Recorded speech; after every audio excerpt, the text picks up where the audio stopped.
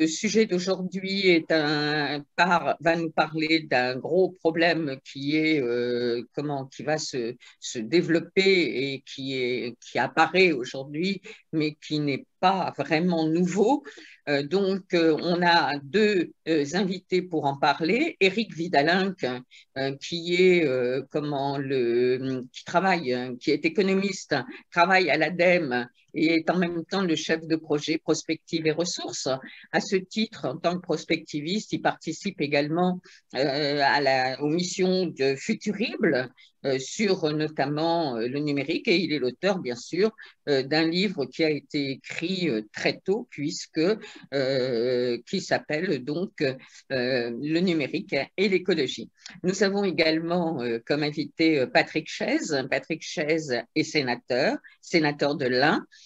Il est en même temps le vice-président de la Commission des affaires économiques et il est l'auteur donc d'un projet de loi sur le numérique qui a été présenté au Sénat et qui va vivre sa vie, on espère, et il nous en parlera tout à l'heure, dans la future loi climat.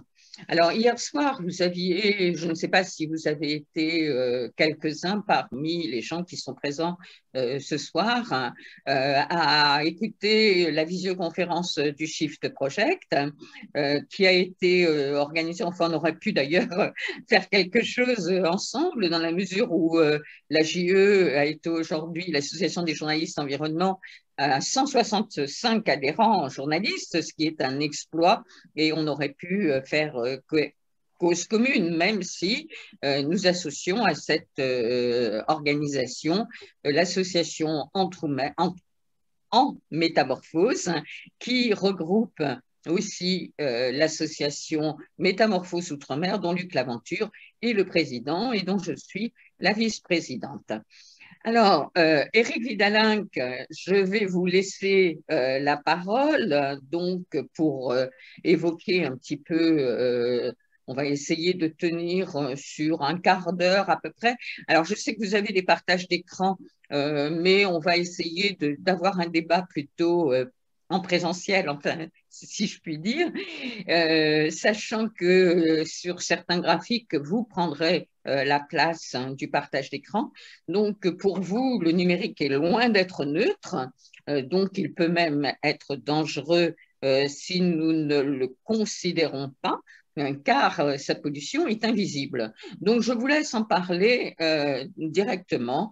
C'est à vous. Merci Dominique, merci pour l'invitation et l'introduction, et bonsoir à tous. Donc, je vais vous parler rapidement d'éléments que je développe dans mon ouvrage, donc pour une écologie numérique, qui a été publié fin 2019, à un moment où on commençait à prendre conscience de l'impact environnemental du numérique. C'est-à-dire que jusque-là, jusqu'à la fin des années 2000, on était dans une invisibilisation du numérique qui n'est pas propre qu'au numérique, qui est propre à beaucoup de systèmes techniques. Moi, je viens plutôt du monde de l'énergie. Je ne suis pas un spécialiste du numérique à l'origine. Je suis plutôt un expert de l'énergie. Mais voilà, cette tendance d'invisibilisation, elle est propre à beaucoup de systèmes techniques et le numérique s'inscrit totalement là-dedans.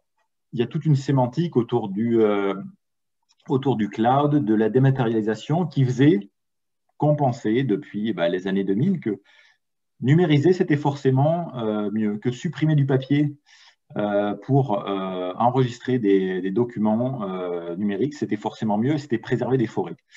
Et en fait, on se rend compte que c'est beaucoup plus compliqué que ça, qu'avoir une réponse binaire à ces réponses-là, c'est très difficile.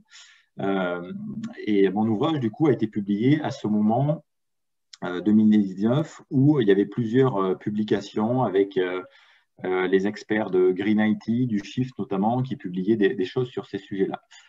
Moi, mon propos, c'était quoi? C'était de sortir de cette invisibilisation des impacts du numérique. Invisibilisation et puis un petit peu ce que j'appelle une sorte de déterminisme technique où on nous présentait la transition écologique ou énergétique et transition numérique comme allant de pair. C'est ce qui est synthétisé de manière assez intéressante et brillante par Jeremy Rifkin dans sa troisième révolution industrielle. Mais selon moi, c'est une approche qui est assez trompeuse à plusieurs égards parce qu'elle occulte toute une partie des tensions en fait dans ces deux transitions. Néanmoins, je pense qu'il y a des choses qui sont intéressantes, mais mon propos, c'était de me situer sur une ligne de crête entre Rifkin d'un côté et sa troisième révolution industrielle, et de l'autre côté, Philip Biwix, donc un côté très technophile, un côté pas technophobe, mais en tout cas beaucoup plus technocritique.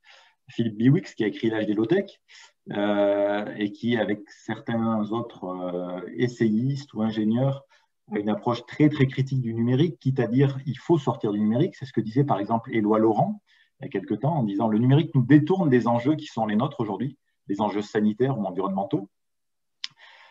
Et moi, je pense que, en fait, il faut arrêter de croire que naturellement, le numérique va nous aider dans les enjeux écologiques qui sont les nôtres aujourd'hui. Il n'y a pas de déterminisme technique. Et je pense, en même temps, qu'on ne peut pas se passer du numérique.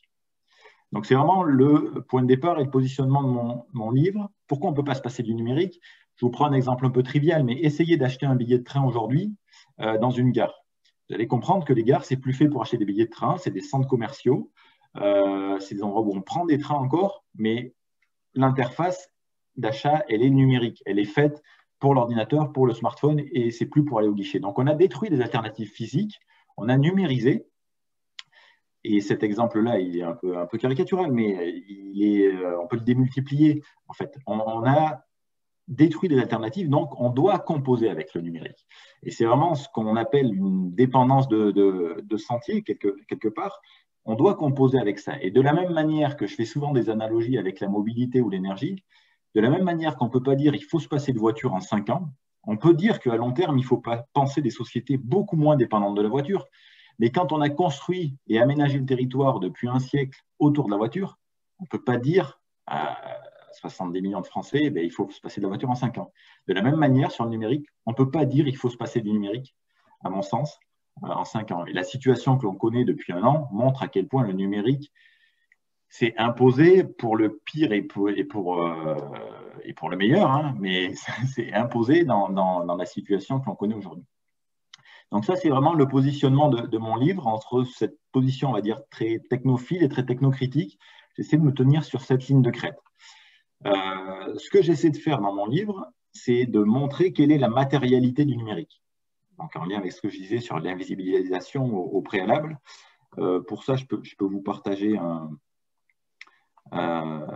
mon écran. Voilà, là vous l'avez normalement? Oui, tout à fait.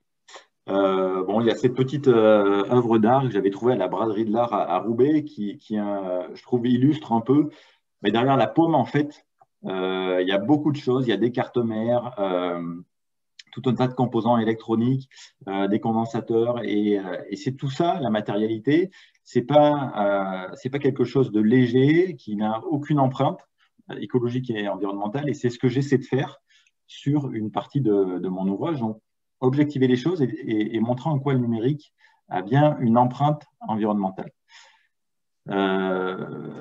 Cette empreinte, elle est difficile à qualifier, c'est loin d'être trivial. Pourquoi? Parce que le numérique, il s'inscrit dans une grande complexité croissante en termes de matériaux mobilisés de nos objets techniques. Vous voyez cette fresque un peu historique ici. Donc, c'est plus difficile, en gros, de faire l'évaluation environnementale d'un smartphone que d'une voiture. Et les analyses de cycle de vie qu'on conduit nous disent quoi? Que sur un smartphone ou sur un bien électronique, ça c'est des ACV conduites par l'ADEME sur différents équipements, la partie fabrication représente de 50 à 80% de l'impact environnemental. Ça dépend si on parle de gaz à effet de serre, si on parle d'eutrophisation, si on parle de consommation de ressources abiotiques, etc. Mais le point essentiel à retenir, c'est que l'impact du numérique est lié à la fabrication des équipements.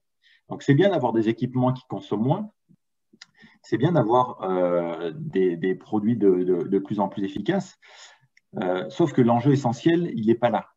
Et ça, c'est vraiment un point important à avoir en tête, parce que si, par exemple, là aussi, je mets en perspective avec le secteur de la mobilité, si on parle d'une voiture, quand on fait une analyse de cycle de vie d'une voiture, 90% de l'impact en équivalent gaz à effet de serre d'une voiture, c'est l'usage. C'est le fait de consommer du pétrole pour se déplacer. Donc, on voit que les rapports sont totalement inversés. Et donc, ça veut dire que penser des modes de régulation, des politiques publiques adaptées au numérique, à cette problématique-là, ben, ce n'est pas forcément les outils qu'on utilise pour d'autres biens de consommation qui sont adaptés. Ça me semble vraiment un point important à avoir en tête quand on essaie d'esquisser un peu le poids écologique du numérique. Mais je ne voulais pas m'en tenir qu'à ça, ça c'est un côté de la médaille. Je veux aussi m'attacher à décrire tout ce que le numérique nous permet de faire de mieux en mieux. Et c'est ce que... Oui, parce qu'on a quand même approché le numérique de la transition écologique. Donc, au départ, s'il y avait ce souci, c'est que on pensait que le numérique allait pouvoir solutionner un certain nombre de choses. Hein. Or, aujourd'hui, on fait le constat que vous venez de faire. Mais au départ, le numérique était lié à la transition écologique. Et il permet effectivement… Pour les villes, par exemple.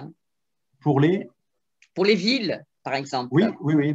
Voilà. Et il permet effectivement de faire des choses de plus en plus efficaces. Il permet d'avoir une certaine réflexivité sur ce que l'on fait, sur nos impacts, de nos modes de vie, de nos systèmes productifs. Donc, j'essaie vraiment de faire la part des choses entre l'impact du numérique, mais aussi tout ce qui nous permet de faire de mieux en mieux. Un exemple qui est là aussi un peu caricatural, mais pour illustrer ça, les appareils photo, les compacts, pas les réflexes, par exemple, c'est un marché qui a été totalement vampirisé par le numérique. C'est-à-dire qu'aujourd'hui, on ne vend plus d'appareils photo numériques compacts. Pourquoi? Parce que dans votre smartphone, vous avez tous un appareil photo. Alors, ça illustre à quel point on a des objets qui sont extrêmement complexes, polyvalents, qui permettent de répondre à plein d'usages, qui aussi sont plus fragiles. Mais en tout cas, ça permet de supprimer de la production de biens en concentrant des fonctions dans un objet unique, comme le smartphone, par exemple. Et ça fait partie des choses aussi à mettre dans la balance. Donc, voilà un peu où j'essaie de positionner mon livre et de le situer en parlant à la fois des opportunités et des impacts du numérique. Ensuite, je déroule donc, dans un premier temps, tout ce que le numérique nous permet de faire de mieux en mieux. Et objectivement, il y a plein de situations en fait, où le numérique nous permet d'optimiser des choses. Dans l'agriculture, d'avoir des systèmes productifs agricoles où on dose au mieux les intrants pour les apporter au moment où la plante en a le plus besoin. Dans le chauffage, on peut piloter son chauffage à distance, le couper quand on n'est plus à la maison avec une application sur son smartphone. Dans la mobilité, on a des aides à la conduite, l'industrie, les smart grids, etc. Et quand on regarde l'évaluation de toutes ces applications numériques, elles nous permettent d'optimiser les systèmes en place. Sauf que selon moi, ce n'est pas du tout à la hauteur des enjeux. Pourquoi? Parce que les gains qu'on observe dans les exemples que je vous ai donnés, c'est généralement des gains de quelques pourcents. Si on arrive à aller à 15-20%, c'est le bout du monde. Le pilotage du chauffage dans le bâtiment, par exemple, c'est ça. Et pourquoi c'est que marginal? Parce que quand vous avez une infrastructure qui est massivement inefficace, quand vous avez des bâtiments qui sont des passoires thermiques chauffés avec une chaudière au fioul, vous pouvez bien plugger une application numérique là-dessus. Et vos gains, ils sont marginaux. Si par contre, vous avez un habitat qui est bien isolé, avec un système efficace de chauffage efficace, et que là, après, vous l'optimisez, là, ça fait sens. Mais du coup, selon moi, brancher le numérique sur un système qui n'est pas transformé, ça nous fait rater les enjeux de transformation écologique qui sont nécessaires, parce que l'enjeu, c'est vraiment celui-ci. Hein, quand on a en tête la neutralité carbone à atteindre d'ici 2050, et le chemin jusqu'à la neutralité carbone, c'est diviser par 2 les émissions de gaz à effet de serre d'ici 2030. Donc, c'est absolument considérable comme marche et c'est demain 2030. Il ne s'agit pas d'optimiser le système pour faire ça. Il faut engager des transformations structurelles. Et en ça, le numérique, s'il ne nous permet que d'optimiser le système, il permet de pérenniser des systèmes techniques qui sont inefficaces. Donc ça, c'est vraiment un problème. selon moi, dans la manière dont le numérique est déployé aujourd'hui. Alors, un problème très important et comment informer le grand public de cette question, parce que c'est effectivement le cœur du problème. Alors, c'est le grand public, mais c'est aussi les politiques publiques, à mon sens, qui ont une responsabilité, c'est-à-dire qu'il s'agit pas seulement, il s'agit de penser le numérique à sa place. C'est-à-dire penser qu'en pluguant le numérique sur des systèmes techniques qui sont inefficaces, qui sont extrêmement carbonés, on va résoudre la question écologique. Et si on la résume très rapidement, c'est un peu erroné, mais si on la résume, la question écologique à la question climatique, avec les ordres de grandeur que je vous ai donnés, on voit qu'on n'est pas du tout à la hauteur de la transformation du système énergétique à opérer. Donc, ce n'est pas que le consommateur final, c'est remettre l'ensemble des politiques publiques dans le bon sens. Le numérique peut être d'une grande aide, mais pas dans l'optimisation de systèmes qui dysfonctionnent. Et pour terminer en 2 minutes, peut-être pour essayer de tenir dans le quart d'heure, Dominique, que vous m'avez alloué, du coup, les quelques pistes que je propose pour les mettre sur la table et puis les discuter ensuite ensemble, moi, ce qui me semble important, c'est d'abord, et c'est en cercle concentrique qu'il faut penser ces propositions, c'est d'abord ce que j'appelle rendre visible l'invisible. C'est-à-dire qu'aujourd'hui, on a une bonne image globale de l'impact écologique du numérique. Si on veut avoir des impacts plus fins, c'est ce que le chiffre présentait hier, par exemple, l'image globale à l'échelle mondiale. Si on veut avoir une image plus fine à l'échelle nationale, voire infranationale, c'est extrêmement difficile. Pourquoi? Par rapport aux analyses de cycle de vie que je vous donnais tout à l'heure, et aussi par rapport au fait qu'on a des chaînes de valeur qui sont globalisées. Entre là où sont les data centers, les réseaux, leur manière de fonctionner, et les terminaux qui sont utilisés à un endroit, fabriqués à un autre endroit, avec des composants qui viennent des 4 coins du monde, vous voyez bien la complexité de l'évaluation de ce système-là. Système qui en plus est renouvelé à une vitesse absolument ahurissante. Les smartphones, on en change tous les 2 ans. Il n'y a aucun autre objet de consommation courante qu'on renouvelle aussi rapidement, qui a une telle complexité technique et matérielle et qu'on renouvelle aussi rapidement. Mais du coup, ça, c'est vraiment le préalable pour moi. C'est rendre visible l'invisible. En gros, c'est quoi le poids environnemental du numérique? Et du coup, ça veut dire qu'il faut définir des méthodologies. Donc, on parle de baromètre vert avec l'ARCEP, avec l'ADEME. Il y a des avancées sur ces sujets-là. Il y a Netflix qui vient de publier un premier chiffre ces jours-ci sur 1 heure de streaming, c'est 100 grammes de CO2 selon Netflix, selon son appareil productif, etc. Bref, on en est au tout début et du coup, c'est difficile d'avoir un débat éclairé sur le poids du numérique et ce qui nous permet de faire, notamment quand on veut rentrer sur des services ou sur des produits un peu fins et sortir de l'image très macro. Le deuxième point que moi je propose, c'est la sobriété numérique. C'est-à-dire qu'aujourd'hui, on continue à penser le numérique comme allant de soi, faisant partie d'une grande dynamique de modernisation de nos sociétés. Et en fait, dans plein de cas, le numérique ne concourt clairement pas à la transition écologique, mais aggrave le problème. Que l'on pense aux écrans publicitaires démultipliés dans les vitrines, dans les halls de gare, au renouvellement accéléré de tous les terminaux, des biens de consommation des ménages, etc. On n'est absolument pas dans un numérique soutenable au service de la transition écologique. Et du coup, c'est important de dire au service de quoi on veut développer le numérique et où est-ce que le numérique est clairement plus un fardeau qu'une aide à la transition écologique. Ensuite, une fois ces 2 premiers points posés, je pense que là, le numérique doit se transformer dans les usages, les logiciels, mais surtout le matériel, parce que comme je disais au début, c'est le poids environnemental du numérique dans la production du matériel qu'il réside. Donc ça veut dire qu'il faut des produits qui durent plus longtemps, ça c'est vraiment la règle, des data centers qui durent plus longtemps, des réseaux qui durent plus longtemps, des terminaux qui durent plus longtemps. Et quand on augmente les débits de manière exponentielle comme c'est aujourd'hui, de fait, ça rend les équipements obsolètes. On peut dire la 5G consomme moins que la 4G, oui, sauf qu'elle rend toute une infrastructure obsolète. Et c'est vraiment ça la difficulté d'évaluation d'une techno isolée dans un système. Et dernier point, une fois qu'on a fait tout ça, c'est là que le numérique peut vraiment être mis, à mon sens, au service de la transition écologique.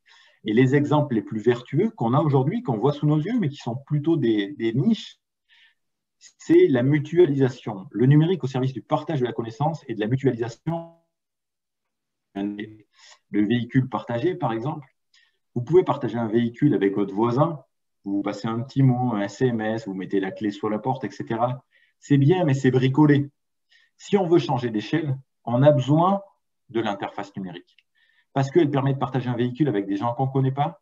Les systèmes d'autopartage qu'on voit émerger, on partage un véhicule en général avec 10 personnes.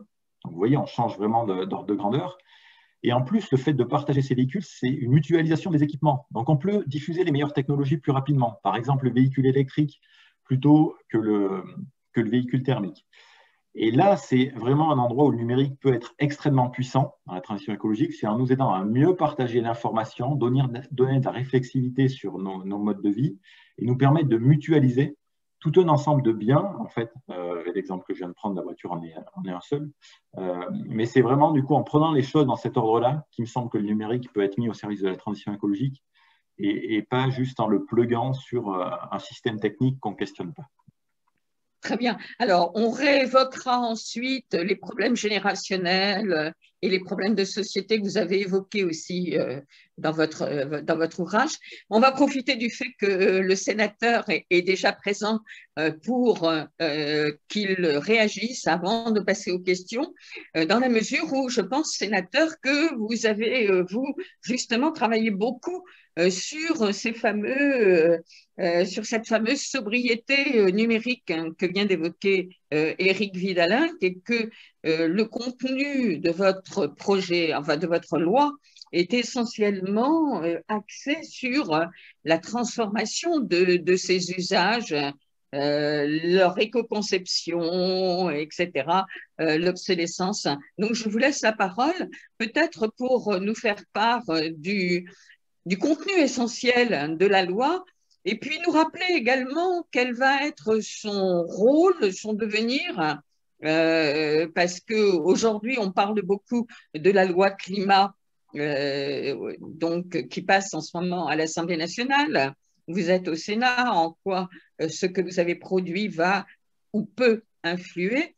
De la même manière, bon, tout à l'heure, Éric Vidalin parlait, évoquait les questions des publicités en ville, etc. On sait qu'aujourd'hui, c'est au cœur de la discussion sur la loi numérique. Mais est-ce que, en fait, j'ai un peu envie de dire, est-ce que ce ne sont pas des petites choses par rapport à ce que représente l'emprise numérique? Sénateur, je vous laisse la parole. Merci et bonjour, bonsoir à toutes et à tous. Donc merci de me donner la parole et dans ces conditions, après une présentation brillante que j'ai beaucoup appréciée, mais qui en fait démontre toute la complexité finalement du moment qu'on est en train de vivre et la complexité de l'arrivée du numérique. Moi, je partage un certain nombre d'éléments qui ont été évoqués, et notamment si j'en partage un, c'est que le numérique s'est imposé à nous. Et qu'aujourd'hui, c'est un fait. Et que je crois qu'il est complètement illusoire de penser qu'on puisse faire une marche arrière par rapport à ça en disant non, non, stop, on arrête le numérique. Pour X raisons. Une des raisons, c'est que le numérique a apporté des améliorations de productivité. Que ce soit donc, dans la mécanique, que ce soit sur le suivi, donc dans la logistique, tous les secteurs d'activité, y compris dans l'éducation, et on l'a vécu avec cette crise sanitaire, pour la première fois, finalement, donc en mars dernier, il y a tout juste un an, on a donc développé une utilisation du numérique qu'on n'imaginait même pas et qu'on n'avait pas anticipé, qui est donc l'éducation à distance.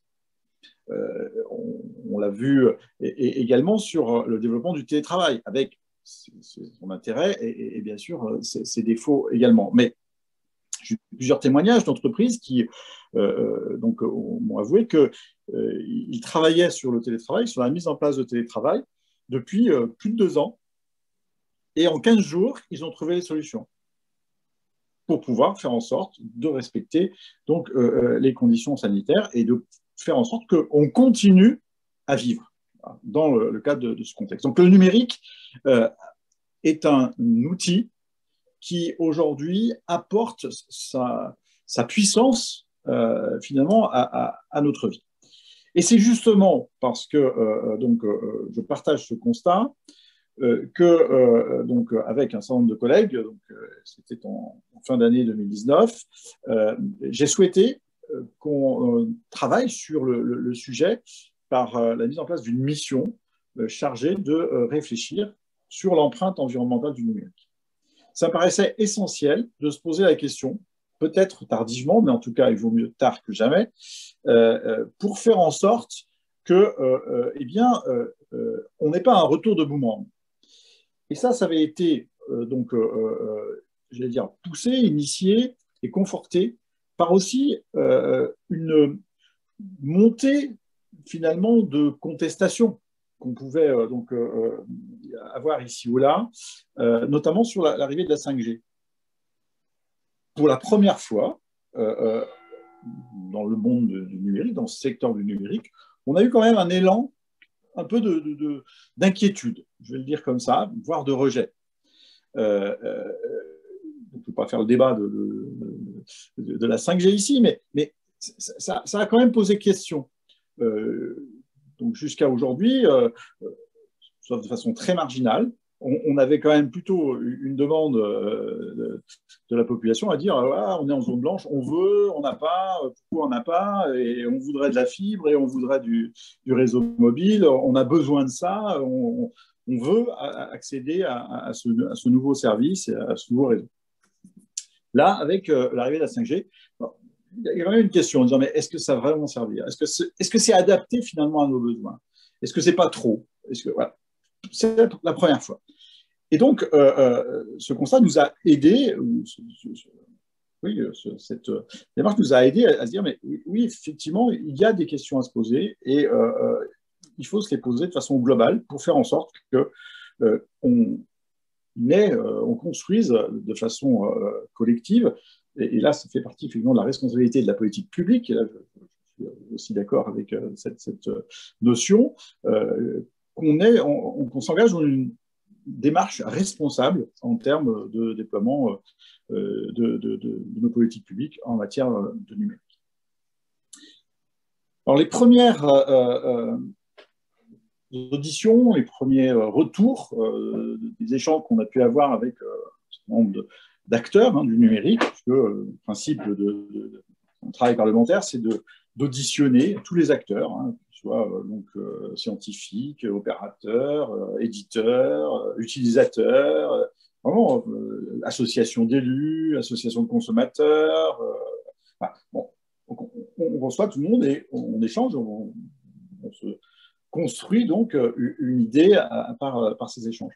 Donc dans les premiers échanges, donc c'était entre janvier et mars, très vite, dans le travail que l'on a mené, on s'est embarqué, mais assez naturellement, sur les notions de sobriété numérique. En disant, mais ouais, finalement, il faut quand même qu'on réfléchisse à ce qu'il est bon de faire ou de ne pas faire avec le numérique. Ça a été vraiment le premier axe de nos réflexions. Et puis, est arrivé le 15 mars, confinement, et il paraissait assez peu adapté que de parler de sobriété numérique à partir du 15 mars. Je rappelle juste qu'en 2 jours, les trafics transités sur les réseaux ont été multipliés par 2 en 2 jours. Ce qui a d'ailleurs donc posé un certain nombre de questions sur donc, la fiabilité de nos réseaux et sur leur garantie de fonctionnement. Ça s'est bien passé, très bien, mais quand même, on a vu que finalement, le numérique, là, il ne s'imposait plus. C'était le lien de vie ou de survie, que ce soit un lien, encore une fois, économique, un lien social ou un lien éducatif. Donc, tout passait par le nuage. Bon. Et donc, dans nos auditions, les choses se sont un peu transformées. On a pu avoir d'autres aspects, d'autres visions, d'autres analyses qui nous ont permis de construire finalement un rapport sur lequel on s'est basé pour en faire une proposition de loi qui a été donc votée au Sénat le 12 janvier dernier. Alors, quelle est la philosophie globale de ce texte? La philosophie globale de ce texte, contrairement à ce que disait mon prédécesseur, c'est de considérer que ce sont les petits ruisseaux qui font les grandes rivières. Et qu'il était important finalement qu'on analyse l'ensemble de la chaîne et qu'on puisse agir sur l'ensemble de la chaîne du numérique pour faire en sorte que le numérique soit vertueux en matière environnementale et qu'on maîtrise finalement l'empreinte environnementale du numérique. Quelques chiffres. Le constat donc, réalisé en 2020 sur l'empreinte environnementale du numérique a démontré que l'empreinte environnementale du numérique était de 2% de notre empreinte globale en 2020. Et que si on ne faisait rien, en fonction des projections qu'on a pu identifier, à échéance 2040, ce chiffre de 2% passerait à 7%. 7%. Pour rappel et pour valeur de comparaison, le trafic aérien avant Covid représente 4,7% de l'empreinte. C'est-à-dire qu'en fait, et le trafic aérien, vous savez comme moi, c'est quand même un secteur d'activité qui est montré du doigt en matière d'empreinte environnementale. Hein. Donc, et là, en ne faisant rien, si on reste sur la dynamique et si on se laisse faire, j'allais dire quelque part, eh bien, on passera à 7%. D'où cette importance de se dire qu'il faut qu'on maîtrise l'ensemble de la chaîne, avec des gains qui peuvent paraître marginaux, certes, mais ce sont les petits ruisseaux qui font les grandes rivières, vraiment. Et tout le sens de nos travaux ont été conduits par cela, en se disant, on aurait pu aller à la facilité, en disant finalement qu'est-ce qui est le plus impactant aujourd'hui. Et ça a été dit, le plus impactant aujourd'hui, c'est le terminal. Hein, le terminal pèse dans notre étude pour 80% de l'empreinte globale. Vous voyez, sur ces 2% à l'échelle nationale, 80% de ces 2%, c'est la fabrication du terminal. Donc évidemment que l'axe prioritaire et là où on peut faire le plus gros gain le plus rapidement possible, c'est bien sûr sur le fait de prolonger la vie de ces terminaux. C'est évident. Mais finalement, une fois qu'on aura fait ce gain-là, de par l'augmentation des volumes transités, des développements qui se font de façon quotidienne sur les réseaux, eh bien, on sera très très vite rattrapé, dépassé, si on n'anticipe pas, encore une fois, certains autres éléments. Et un des éléments importants qu'on a pu mettre en évidence également, c'est la sensibilisation et la formation. Parce que le constat est que on n'a pas été éduqué pour se servir du numérique. Je donne un exemple. L'exemple de la visualisation d'une vidéo sur mon smartphone. Je suis ici à mon bureau. Si je le fais par le réseau Wi-Fi ou si je le fais par le réseau 4G, je vais avoir un impact qui va être multiplié par 4 sur l'environnement. Si je suis notamment sur le réseau mobile. Multiplié par 4. Vous voyez, c'est rien. C'est donc vraiment un acte qui ne va pas impacter la qualité de mon service. Ça va donner le même résultat. Mais par ce choix-là, je vais avoir un impact positif ou négatif sur l'environnement. Enfin, moins négatif sur l'environnement. Donc, il faut qu'on puisse expliquer ça aux gens, qu'on puisse donc faire de l'éducation, de la sensibilisation au niveau des écoles dès le plus jeune âge, comme on l'a fait sur d'autres secteurs. Je pense notamment aux déchets, par exemple. Notamment parce que par le biais de l'éducation donc à l'école, on l'a vu, il y a des sensibilisations qui remontent très vite au sein de la famille et des parents, et donc on peut avoir un levier intéressant, et puis c'est durable. Hein. À partir du moment où on a pris le pli, eh bien, on va l'utiliser de façon durable.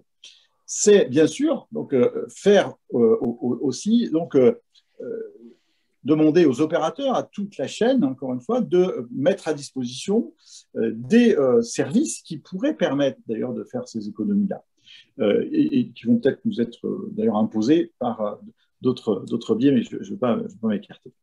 C'est par exemple quand je suis chez moi, plutôt que de téléphoner avec mon portable, là aussi par le réseau 4G ou 5G, le faire par le réseau Wi-Fi.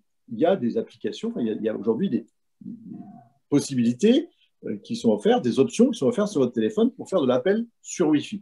Alors, certes, il y a sûrement de l'amélioration technique à faire donc, pour pouvoir améliorer donc, la qualité, mais il faut imposer ce genre de choses, développer ce genre de choses pour, là aussi, minimiser donc, l'impact environnemental.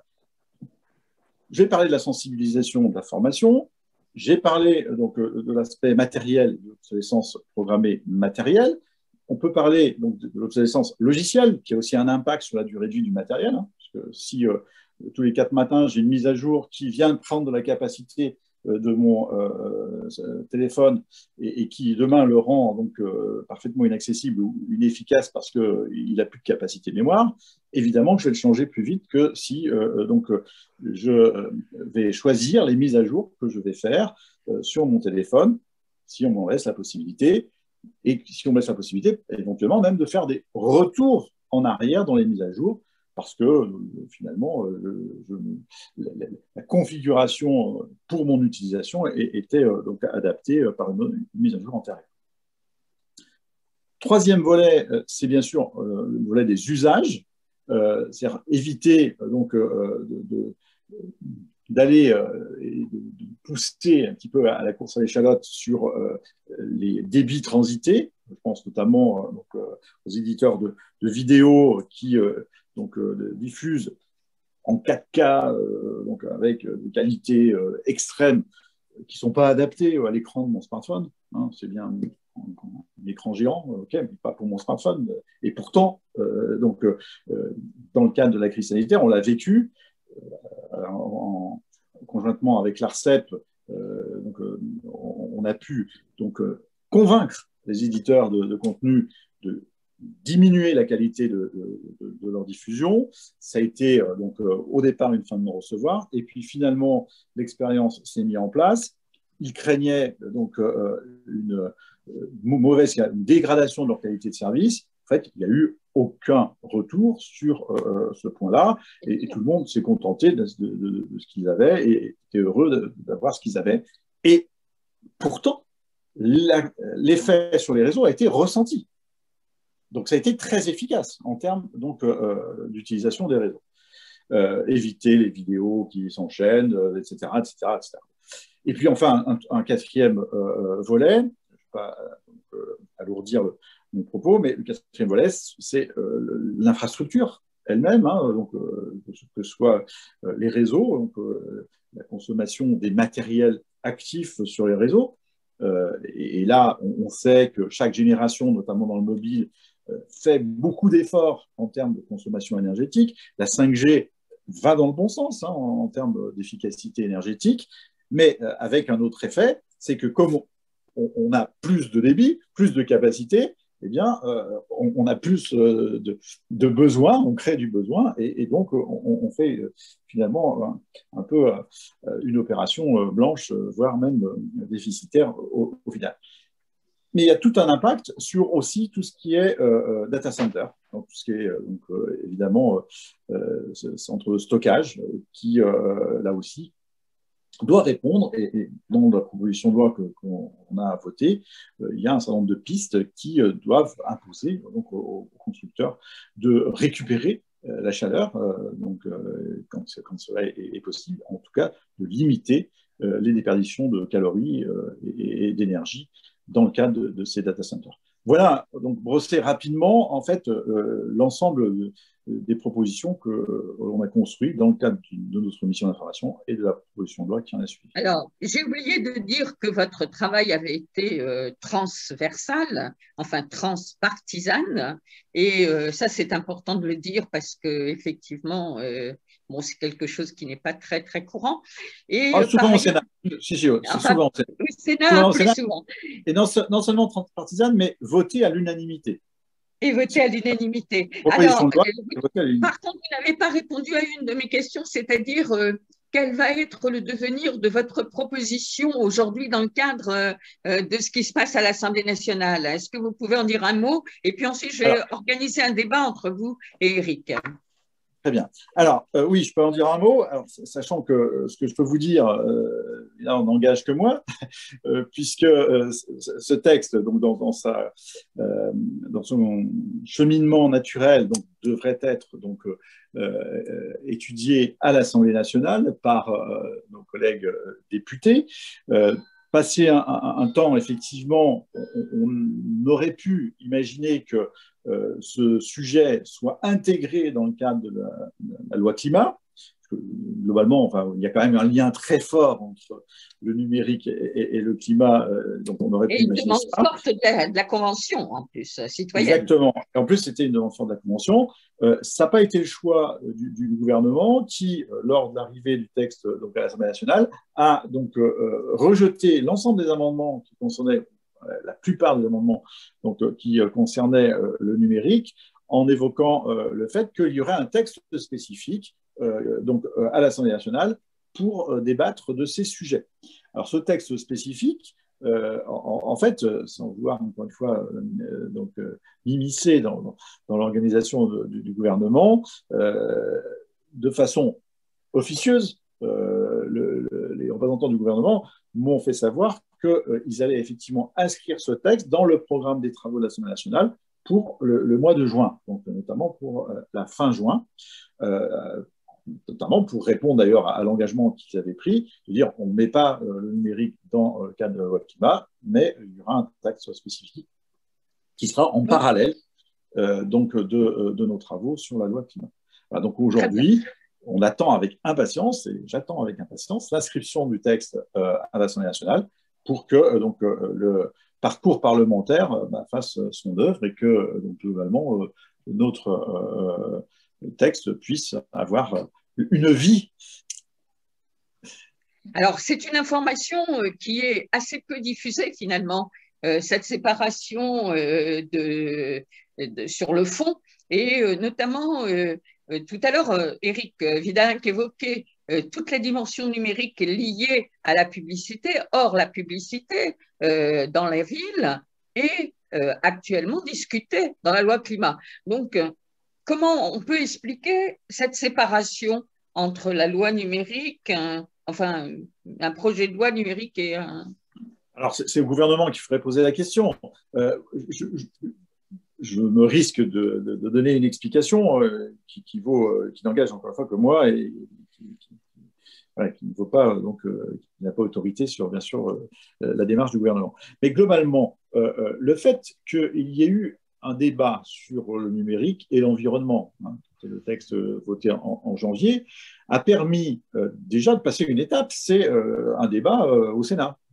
Et de le passer dans de bonnes conditions, puisque je vous dis, le texte a été voté à l'unanimité et que le gouvernement, représenté par son ministre donc délégué, Cédric O, a plutôt été conciliant. Il y a eu un regard plutôt positif sur les travaux et sur les orientations qu'on prenait. Donc, c'est-à-dire qu'il n'y avait pas de raison, finalement, de réinventer ce qui existait. Et ça a un autre avantage, c'est que le cadre, finalement, du texte est déjà fait. Vous savez, quand on parle de numérique, même si on dit environnement et numérique, vous pouvez très vite partir dans toutes les directions. Et avec la difficulté, c'est que donc partez dans toutes les directions. C'est beaucoup plus difficile d'avoir un consensus et c'est beaucoup plus difficile de gérer un peu les priorités du débat. Là, le cadre, il existe. Il a été fixé dans le cadre de notre proposition de loi et donc il est réparti sur les 4 chapitres que je vous ai exposés. Donc, le travail qui va se faire à l'Assemblée nationale va rester dans le cadre de ces 4 chapitres qui sont, à mon sens, essentiels par rapport au sujet environnemental. Très bien. Alors maintenant, j'aimerais que peut-être vous discutiez un petit peu tous les deux. On sent que, bien sûr, une des premières grandes différences entre vous et Éric Vidalinck consiste sur ce qu'il appelle le bricolage et ce que vous appelez, vous, la grande transformation. Donc ça, c'est un premier point. Le deuxième point que j'aurais aimé lancer, c'est que dans son livre, Éric Vidalinck parle du rôle dans l'information de l'ancienne génération, c'est-à-dire de la génération qui n'a pas eu de numérique. Et j'aimerais qu'on revienne un peu sur cette question parce qu'elle me paraît assez intéressante. Et enfin, le troisième point sur lequel j'aimerais vous entendre tous les deux, c'est le fait que Éric Vidalinck, dans son livre, toujours parle essentiellement de plus petits centres, de plus petits data centers pour éviter justement la fragilisation du secteur tel qu'on l'a vu au niveau des piratages ou même le dernier incendie d'OVH, par exemple, nous a prouvé que la concentration des données était peut-être une erreur. Donc, qu'on parle davantage de la territorialisation. Donc, je ne sais pas lequel des deux veut prendre la parole en premier. Et alors, moi, je ne vous vois pas bien, alors donc je ne sais pas. Bon, allez, Éric, puisqu'on vient d'entendre le sénateur sur ce sujet. Donc, en réponse, peut-être. Oui. Alors, sur le premier point, ce que j'appelle, alors je ne crois pas avoir employé le terme bricolage, mais l'optimisation en tout cas. Pardon. Non, mais derrière l'idée, c'est bien ça, donc ça ne me gênait pas. La difficulté, je pense, moi, le constat que je fais, il est sur la question de la transition écologique globalement. Et je dis que si on pense que le numérique comme un patch sur un système qui n'est pas transformé, il y a peu de chances qu'on soit à la hauteur de la transition écologique. Pour autant, ça ne veut pas dire que c'est dans le cadre d'une loi numérique que cette question-là peut être traitée. Les exemples que je prenais sur l'alimentation, par exemple, sur le système agricole. Quand je dis on peut optimiser les intrants à l'aide du numérique, avec plus de GPS, avec des capteurs, avec des tracteurs autonomes demain, etc. Ça nous permet quelques pourcentages de gains, là où on voit qu'il y a des gains très importants pour les gaz à effet de serre, et en plus c'est bon pour la santé, c'est de faire évoluer les régimes alimentaires vers moins de protéines animales. Donc ça, ce n'est pas une loi numérique qui va traiter ça. Donc, vous n'êtes pas vraiment d'accord avec le fait que la loi numérique soit séparée de la loi climat? Mais je pense que c'est une composante de la loi climat. Alors, comme le sénateur le disait, ça constitue déjà un socle important qui a été discuté avec les parties prenantes du secteur. Ça a été voté à l'unanimité, donc ça permet d'avoir une base importante qui peut contribuer à la loi climat. Mais l'idée de dire que ça va être traité après, ça peut, dans certains cas, à mon sens, être contre-productif parce que ça veut dire qu'on pense des systèmes techniques dans lesquels le numérique doit s'inscrire qui sont ceux d'aujourd'hui. Et l'exemple sur le bâtiment l'illustre. Si on dit qu'on doit rénover les bâtiments et changer les systèmes de chauffage avant de plugger des applications numériques qui, en fait, ne résolvent pas grand-chose à l'amélioration du confort, à la baisse de consommation d'énergie fossile du logement, on n'est pas au rendez-vous. Donc, pour moi, ça ne peut pas se traiter ça dans une loi propre au numérique. La question, c'est comment cette loi propre au numérique, elle peut être réenchâssée dans une vision législative plus globale, parce qu'il y a une grande partie des sujets qui se traitent ailleurs. C'est vraiment ça que je veux dire. Et selon les choix qu'on fait sur les autres secteurs, ce n'est pas le même numérique que l'on va penser. C'est en ça où ça peut être gênant. Bien. Alors, 2 mots sur votre proposition concernant l'information, les rôles des anciennes générations qui n'ont pas connu le numérique, avant de repasser la parole au sénateur sur ce sujet. Alors, ça rejoint un en peu conclusion de votre livre, vous évoquez, d'ailleurs, je ne l'ai pas présenté, j'en profite pour une écologie numérique le montrer, vous dites que la génération qui a connu le monde sans numérique dispose encore d'un référentiel pour mettre à l'écart la technologie et mieux questionner les choix politiques qu'elle implique.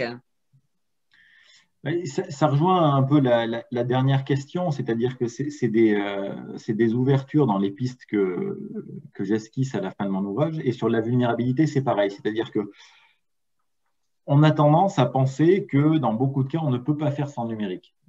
Alors que dans beaucoup de cas, si, et en fait, le numérique, c'est même pas du mieux dans les services, dans nos vies au quotidien, mais c'est source de dysfonctionnement, de pression.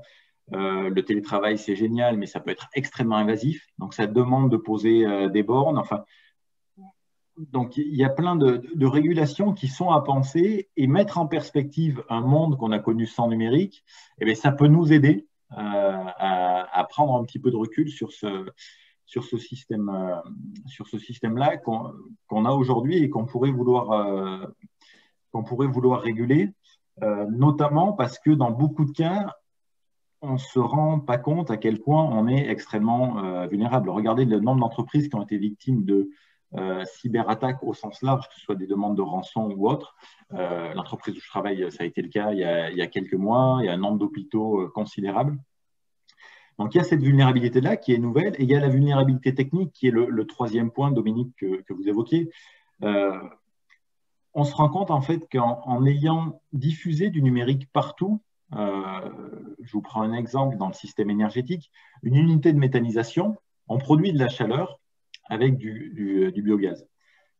Et bien même pour produire une forme d'énergie aussi dégradée que ça, la chaleur, hein, c'est la forme la moins noble d'énergie, eh bien on a un équipement qui est bardé de capteurs, avec une unité de pilotage, et quand le système numérique est planté, on n'est pas capable de faire fonctionner cette unité de production énergétique qui pourtant est a priori quelque chose d'assez simple et basique et n'a pas à faire appel à un pilotage fin comme les énergies renouvelables sur le système électrique, par exemple, où là, le numérique a une vraie valeur ajoutée. Et donc, ça c'est un peu l'ouverture et c'est vraiment, selon moi, un champ à défricher. C'est penser les failles et les vulnérabilités que le numérique crée, parce que dans certains cas, il constitue un vrai atout pour la transition écologique, mais il faut aussi penser que dans certains cas, il nous fragilise, il vulnérabilise les systèmes techniques en place, et aujourd'hui, ces points-là sont assez peu mis en avant. Très bien. Merci, sénateur. À vous la parole. Alors, plusieurs points. Donc déjà, je pense que par rapport à ce que dit Eric, on n'est pas loin. Moi, je pense que le texte qu'on a construit, il n'est pas dans, en fait, l'intégration du numérique dans la vie, mais il est traité dans le fonctionnement du numérique en tant que tel. Voilà. On ne traite pas tous les effets d'externalité du numérique sur la gestion de bâtiments, c'est pas ça le sujet. C'est vraiment le fonctionnement du système, donc du numérique qui est plutôt traité et de son utilisation. Je suis tout à fait d'accord pour dire que le numérique, c'est pas la solution à tout. C'est pas l'alpha et l'oméga. Si effectivement on croit que par le numérique on va régler les problèmes d'isolation de bâtiments ou de passoires thermiques, on se met le doigt dans l'œil et on n'atteindra pas de toute façon les objectifs qu'on s'est fixés. Mais par contre, le numérique peut aider à améliorer la gestion d'un bâtiment utilement et apporter sa contribution. Mais ce n'est pas la solution, encore une fois, de base. Là, je rejoins tout à fait ce qui a été dit, et c'est pas dans mon discours, et ça ne sera jamais dans mon discours. Mais néanmoins, encore une fois, c'est là, ça existe, c'est un outil, il faut que cet outil, on l'optimise dans son fonctionnement intrinsèque, mais aussi dans ces externalités positives. Sur l'utilisation du numérique et la problématique de l'accès au numérique par un certain nombre de nos concitoyens. D'ailleurs, je crois que ce n'est pas un problème générationnel. Attention. L'électronisme, pour prendre le mot adapté, touche certes une certaine tranche de population plus âgée, mais touche aussi beaucoup de jeunes qui sont capables d'aller voir des films, mais qui sont incapables d'aller déposer un CV, qui sont incapables d'aller visualiser un dossier dans une administration quelconque.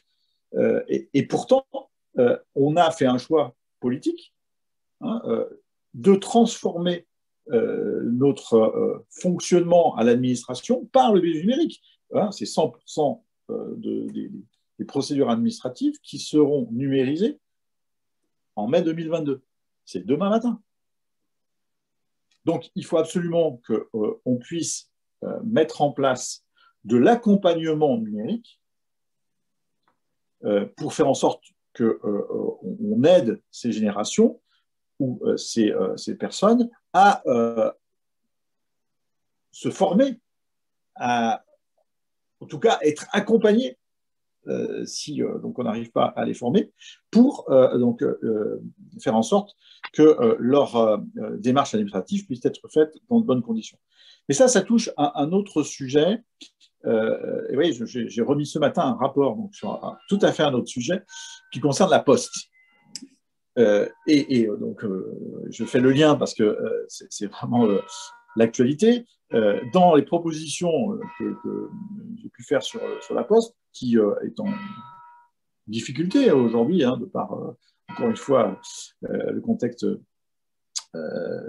sanitaire, mais aussi la chute chronique du courrier, on imagine que la Poste et que le facteur pourraient jouer un rôle de détecteur de ces personnes en difficulté pour pouvoir faire en sorte de les accompagner dans leur démarche administrative, voire même dans leur formation au numérique ou leur accès au numérique par le biais de médiateurs, puisqu'il y a il y a une politique publique donc portée par Cédric O de mise en place de médiateurs numériques dans ce cadre. Ça, c'est indispensable. C'est 13 millions de Français qui sont aujourd'hui exclus en fait, de ce monde du numérique.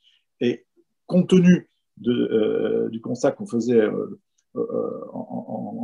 en préambule, c'est-à-dire le numérique s'impose à nous, voilà. Demain, si on ne sait pas utiliser le numérique, c'est comme si on ne savait pas écrire.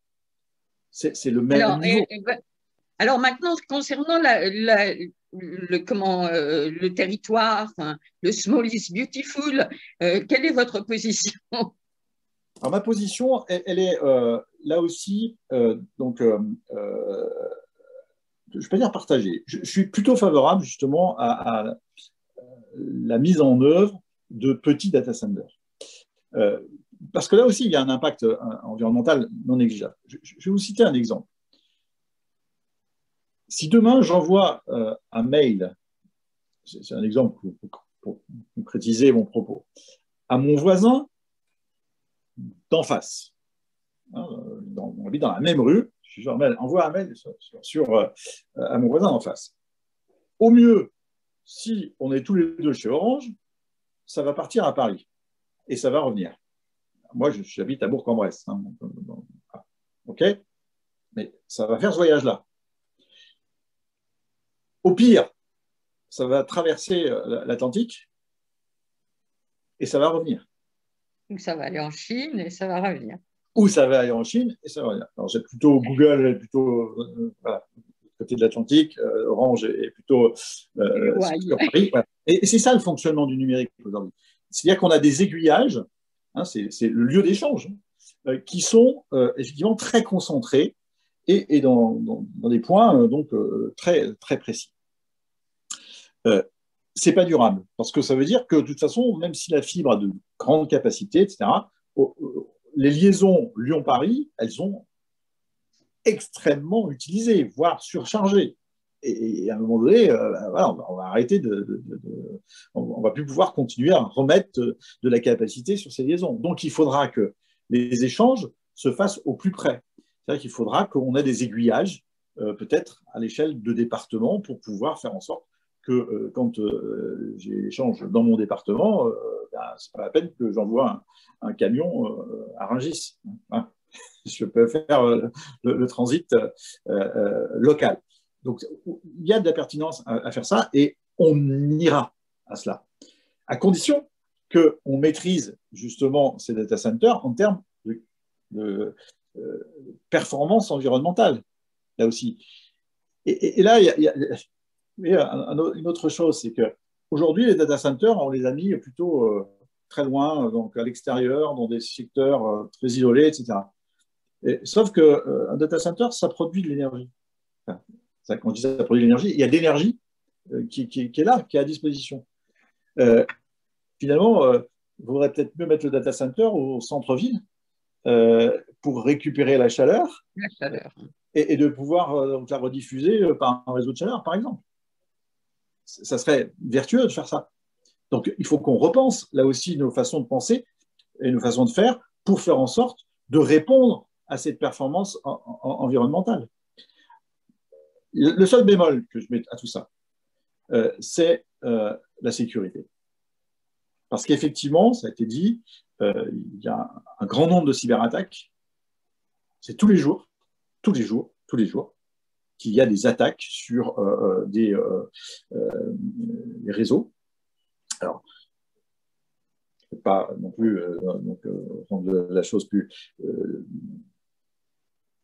importante qu'elle n'est. Donc, je parlais d'hôpitaux en disant un nombre important d'hôpitaux. Non, il y a Dax et Villefranche-sur-Saône qui ont été répertoriés comme étant des hôpitaux attaqués, ce qui est quand même assez grave et qui met en danger d'ailleurs la sécurité intérieure. Hein, donc, voilà. Et ces attaques, elles sont menées par des professionnels de l'attaque. Ce n'est pas des petits hackers qui s'amusent à embêter le monde. C'est vraiment des organismes, des organisations qui sont construites et qui donc font ça avec une démarche tantôt politique, tantôt, on va dire, criminelle. Voilà. Mais on pourrait imaginer, et on peut imaginer, que certaines attaques soient des attaques même de pays. On peut demain être sous l'emprise de pays ou de dirigeants qui donc souhaitent finalement déclarer une forme de guerre qui n'est pas une guerre telle qu'on la connaît jusqu'à aujourd'hui, mais qui est une guerre certainement beaucoup plus dévastatrice et qui peut effectivement mettre en grande difficulté certains pays au risque de les faire tomber. Voilà. Donc, la souveraineté en matière de numérique, elle est d'importance.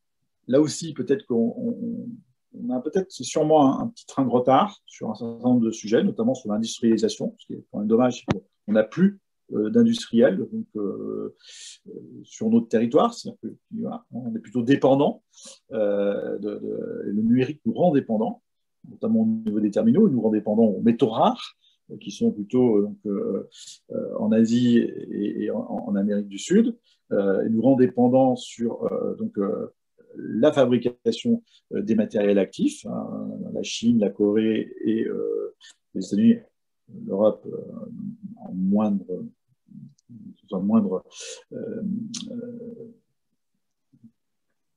dimension, dans le sens où donc, je pense à Ericsson et Nokia qui sont un peu mixtes, voilà. Pas vraiment des Européens pure souche. Donc ça, c'est un vrai sujet. Et notre souveraineté passe par la maîtrise de la sécurité et la garantie de la sécurité. Très bien. Donc maintenant, je vais revenir vers Yannick. Est-ce que tu as enregistré des questions, Yannick? Oui. Alors, pour le moment, il n'y a pas de main levée. Je vous rappelle que si vous voulez poser une petite question, c'est en levant la main. Voilà. Donc, c'est maintenant, si vous le souhaitez. Bon, autrement, tu n'en as pas eu par mail pour l'instant. Par chat, non. Non, par le chat, non. Bon, bah alors, on va rendre. J'aimerais bien que l'on revienne peut-être sur l'histoire de la 5G. Étonnée qu'il n'y ait pas eu de question, c'est-à-dire que je l'avais effectivement laissé un peu de côté parce que je pensais qu'il y aurait des questions à ce sujet.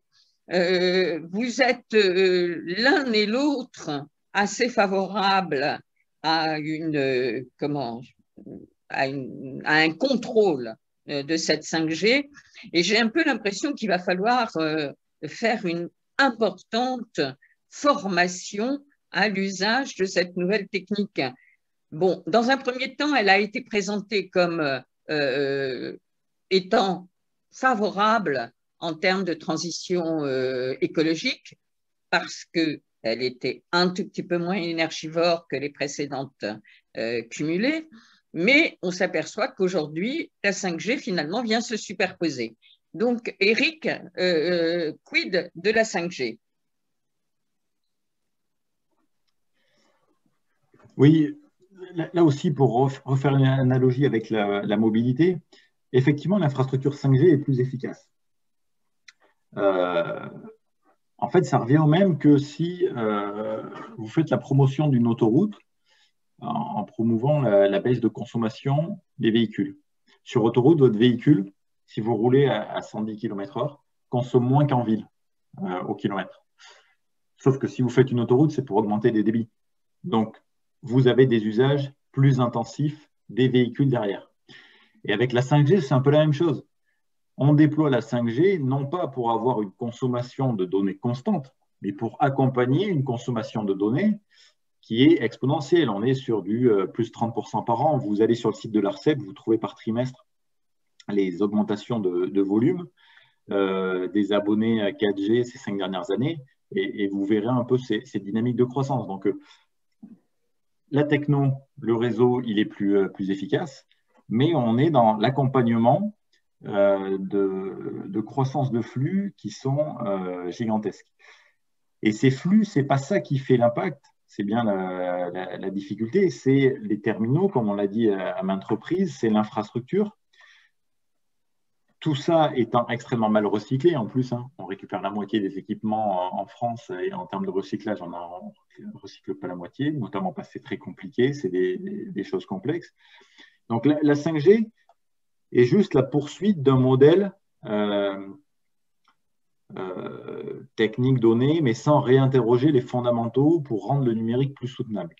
Là où mais elle va donner naissance à une nouvelle forme aussi d'usage, puisque elle est essentiellement mise en place pour ces fameux objets connectés. Donc, quid des objets connectés? C'est-à-dire, est-ce qu'il y a une réflexion qui est déjà en amont sur ces objets connectés avant de mettre en place la 5G qui va les servir?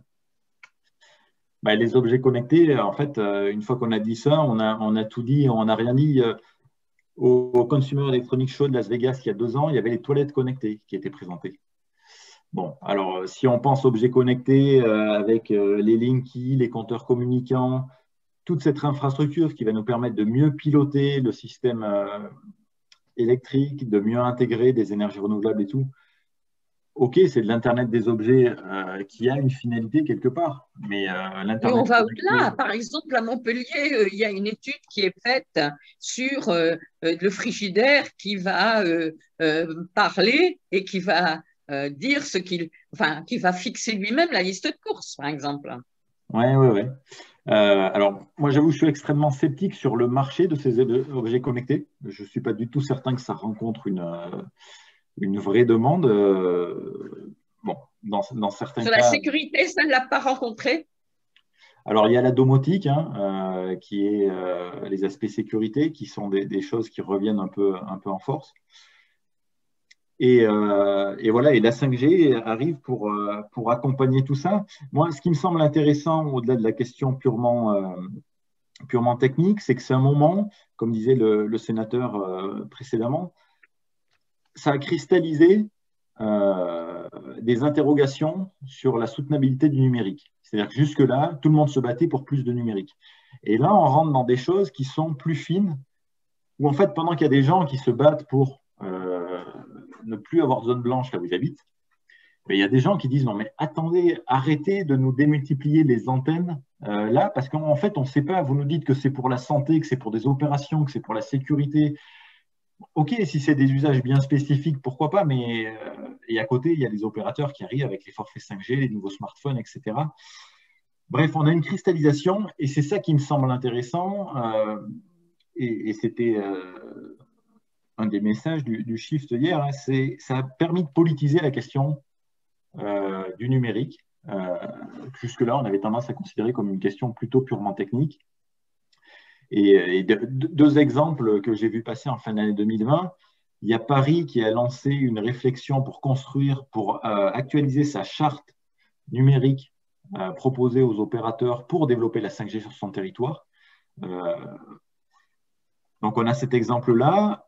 On peut dire, oui, mais bon, c'est Paris, c'est pas tous les autres territoires. Et au même moment, il y avait la commune de Saint-Germain-au-Mont-d'Or qui organisait un débat sur son territoire parce qu'ils avaient une demande d'implantation d'antenne 5G. Et donc, ils organisaient un débat avec des spécialistes de l'INRIA qui venaient parler des impacts de la 5G, des controverses, des incertitudes. Et ça me semble intéressant. Le fait de questionner. Parfois, elle s'impose sans débat. Sinon, elle s'impose sans débat. Parfois, c'est sans débat. Mais là, ces deux exemples, ils me semblent intéressants parce qu'avec des collectivités extrêmes, par leur gigantisme et puis par leur caractère beaucoup plus modeste en termes démographiques, montrent qu'on peut s'intéresser à cette question-là, s'en occuper, faire des choses pour les habitants du territoire.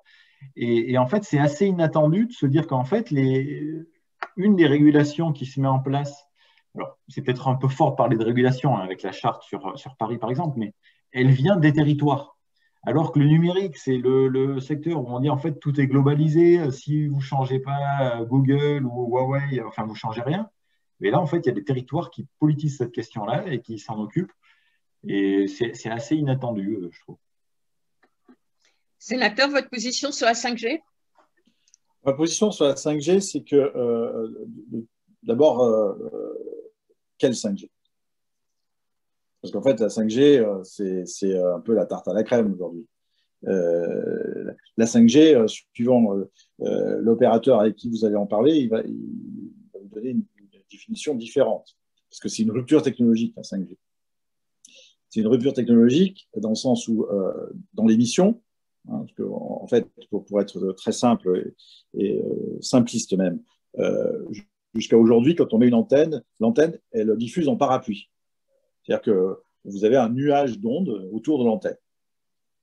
Avec la 5G, on n'est plus dans cette technologie-là. On va avoir des antennes dites intelligentes et c'est en fait en fonction de la mise en route de votre téléphone que vous allez connecter un faisceau à l'antenne, qui sera donc vraiment un faisceau point à point. Donc on n'aura plus d'ondes dans tous les sens. La vertu de tout ça, c'est que si personne ne se sert de la 5G, l'antenne, elle n'émet pas. Donc, d'un point de vue environnemental, c'est quand même pas si mal. Bon. Ça, c'est la première évolution de la 5G. Et puis après, la 5G, c'est finalement le découpage des usages. Là aussi, c'est simpliste, excusez-moi, mais donc, pour bien comprendre, c'est qu'avec notre smartphone, on fait plusieurs choses. La base, c'est mon téléphone. Donc, ça sera sur une fréquence donnée. Ensuite, on fait de l'Internet.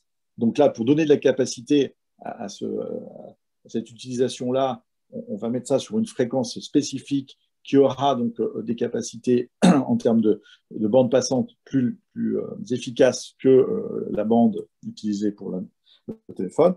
Et enfin, troisième utilisation de la 5G, c'est l'utilisation des objets connectés avec donc la fameuse bande de fréquence 26 GHz qui serait utilisée, mais là pour l'industrie, pour l'utilisation d'objets connectés, donc un secteur limité, parce que le principe, plus on monte en fréquence et plus la portée est courte, donc il faudrait donc multiplier par les antennes par 100 ou 1000 donc, à l'échelle du territoire national pour couvrir le territoire national. Donc, c'est plus des secteurs ciblés qui peuvent être utilisés par le 26 GHz. Et la problématique qui a été déclenchée par la 5G vient de cette bande de fréquence 26 GHz où on n'a aujourd'hui pas de retour de l'avis de l'ANSES pour garantir la sécurité sanitaire. Donc, c'est de base. Moi, je l'ai dit à la ministre, je l'avais interrogée en début de l'année 2020, on est en train de mettre la charrue devant les bœufs au niveau de la 5G. Soit ce qu'on est en train de faire, ce n'est pas de la vraie 5G, et on le dit, ne l'appelons pas 5G, soit on ne fait pas, parce qu'on n'a pas les réponses à toutes les questions. Et par responsabilité, je pense qu'on a à débroussailler, à répondre aux questions et à avoir les avis qui vont bien avant de s'engager dans une politique et dans un déploiement d'un réseau comme celui-là. Bon, alors, la réponse, c'est les autres le font, pourquoi pas nous, et on va être en retard, etc. Ça, pour moi, ça, ce n'est pas une réponse. Ce n'est pas responsable d'avoir ce discours-là. Donc, je ne suis pas contre la 5G. Je pense que globalement, la 5G, encore une fois, est une rupture technologique qui apporte des avantages en termes environnementaux, comme on veut. Mais par contre, je ne suis pas un ayatollah de la 5G il y a un risque à un moment donné. Alors, le fait que les territoires s'invitent dans la politique publique, moi je vais quand même, la politique du numérique, je vais quand même mettre un bémol à cela, parce que, en fait, si on veut vraiment être puriste, les collectivités peuvent s'inviter sur le sujet d'un point de vue, à la limite, urbanistique. Mais d'un point de vue de savoir si on va mettre de la 5G ou pas mettre de la 5G, et tous les recours juridiques ont conclu au même résultat, ce n'est pas de la compétence de l'élu local. Puisque utiliser une fréquence, c'est un bien immatériel de l'État qui se fait sur enchères et contrat à l'échelle nationale. Donc, dès lors que les enchères sont lancées par l'État avec un contrat et des objectifs de couverture qui sont donnés par ce contrat, l'opérateur peut mettre ses antennes là où il veut, sans avoir besoin de l'avis de l'élu local. Alors, ça peut être frustrant, moi je l'entends, hein, et donc sûrement qu'il y a peut-être des adaptations à faire, c'est d'ailleurs un peu les réflexions qui sont engagées, mais d'un point de vue juridique, c'est quand même cela. Alors, le seul point où l'élu local peut intervenir, c'est sur l'implantation d'une antenne, d'un point de vue urbanistique, mais surtout pas sur le fondement même de la 5G. Très bien. Donc, c'est important de faire cette précision. Oui, très, très important de savoir cela, oui, absolument. Donc, Yannick, est-ce qu'entre-temps, tu as eu des questions? Eh bien, non, on n'a pas de main levée ni de questions. Bon, bah, écoute, donc, c'est que tout a été très clair. On a eu des félicitations pour la qualité, effectivement, des débats. Donc, je transmets à nos deux intervenants parce qu'ils n'ont peut-être pas vu les messages. Et puis, ben, je vais vous laisser la parole à chacun pour conclure, puisque c'est inutile de prolonger. Donc, monsieur le sénateur, allez-y, faites votre petite conclusion en 2-3 minutes. Bon, ben, la conclusion, c'est déjà pour vous remercier encore une fois d'avoir organisé cet échange, remercier mon collègue donc, de soirée pour la qualité aussi de ses propos, et puis dire qu'effectivement, je crois que le numérique, on va en parler encore longtemps, et que, à mon sens, il faut que tous, on ait une démarche responsable pour faire en sorte que ce numérique soit utilisé du mieux possible, nous apporte finalement un confort, nous apporte un accompagnement dans nos démarches, mais ne soit pas celui qui nous guide forcément et qui nous impose sa règle. Voilà. Merci beaucoup. Eric, comme petite conclusion, idem. Ouais, très rapidement pour vous remercier pour l'organisation du débat qui était, je pense, en tout cas pour moi, intéressante. Donc, merci beaucoup. Et puis, sur le fond, moi, je pense que c'est quand même assez réjouissant d'avoir aujourd'hui sur la table une proposition de loi sur le numérique avec des ambitions importantes, avec la sobriété qui apparaît comme un élément assez central dans la vision de ce sujet-là. Voilà, je pense que même si c'est des sujets dont on s'est saisi politiquement assez tard, je trouve que la politisation qui en est faite aujourd'hui est quand même assez ambitieuse, prometteuse. Bon, c'est que le début, mais en tout cas, ça me semble très intéressant et de bon augure pour pouvoir poursuivre le débat avec la navette parlementaire maintenant. Alors, Merci. on vient de recevoir une question de Christine Virbel. Si Christine peut prendre la parole.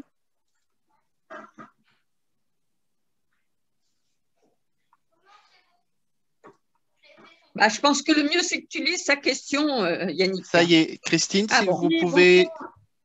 Bonsoir. Bonsoir. En fait, je voulais demander à Monsieur le sénateur si on peut envisager l'obligation de continuer à proposer des appareils basiques, on va dire, comme des réfrigérateurs non connectés ou des ordinateurs simplifiés, enfin, qui ne nous obligent pas à avoir plein de logiciels alors qu'on ne se sert que de 3 logiciels.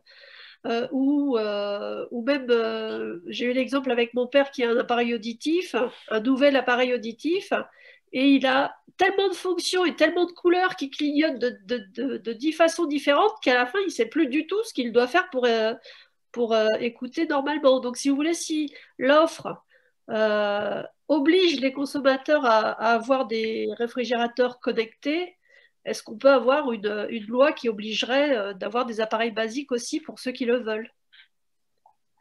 Alors, très bonne question. Alors, cette question est intéressante, mais intéressante à poser, beaucoup plus compliquée à répondre. Je vais vous expliquer pourquoi. En fait, ma réponse serait dire non, ça ne doit pas se traiter par la loi. Pourquoi ça ne doit pas se traiter par la loi? Parce que c'est le marché qui fait la demande, quelque part. Et donc, la loi ne peut pas donc, imposer certaines caractéristiques de ce type-là à donc, un opérateur quelconque. Parce que si c'était le cas, ça voudrait dire que la politique publique devrait accompagner éventuellement, d'ailleurs, l'équilibre financier du modèle économique. Je m'explique. Si vous êtes seul à vouloir un réfrigérateur non connecté, ça va coûter cher à fabriquer. Et soit on dit, bah, débrouillez-vous, c'est vous qui allez payer plus cher, d'accord? Soit, si on le met dans la loi, eh bien, ça sera à la puissance publique d'apporter la compensation financière pour faire en sorte qu'on soit dans le prix du marché. Donc, c'est vraiment un sujet d'offre et de demande qui doit se réguler par le marché. Merci. Yannick, d'autres choses? Non, pas d'autres questions. Très bien. Ni de main levée. Voilà. Bon, bah écoutez, on va se quitter sur ces paroles. Je rappelle donc et à Éric Vidalin, cette fois au nom de l'ADEME et aux sénateurs, que l'Association des journalistes environnement est tout à fait intéressée par cette question et qu'on est prêt à poursuivre le dialogue avec vous concernant, puisque effectivement, comme vous venez de le dire, on aura largement l'occasion de continuer à parler du numérique. Donc, ne nous oubliez pas et sachez que cette question nous intéresse en premier lieu. Merci à vous et bonne soirée. Voilà, bonsoir avec un peu de retard, retrouver ce que nous a dit le président de la République. Merci beaucoup, bonsoir. Au revoir. Bonne soirée, au revoir. Merci beaucoup.